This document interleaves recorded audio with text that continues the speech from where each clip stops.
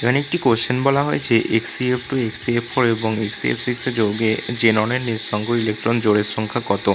জেননের নিঃসঙ্গ ইলেকট্রন জোড় বার করতে গেলে আমাদেরকে ইপিবিপি দিয়ে শিখতে হবে, অর্থাৎ ইলেকট্রন পেয়ার বা বন্ড পেয়ার বার করলে লোন পেয়ারটা এমনি বেরিয়ে যাবে, নিঃসঙ্গ ইলেকট্রন জোড়।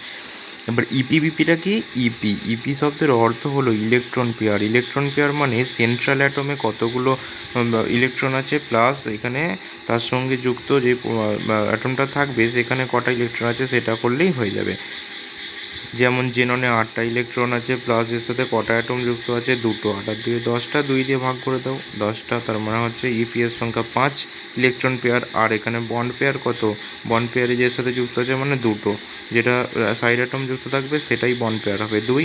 আর লোন পেয়ার সবসময় হবে ইপি মাইনাস বিপি।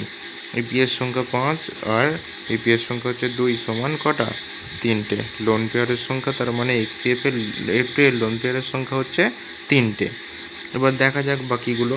এবার XCF4 এর কত হবে? XCF4 এর ক্ষেত্রে ইপি ইলেকট্রন পেয়ারের সংখ্যা কত হবে? জেননের 8টা ইলেকট্রন প্লাস কটা সাইড অ্যাটম যুক্ত আছে? 4টে। আর এখানে 2 দিয়ে ভাগ করো, তার মানে কত হবে? 6।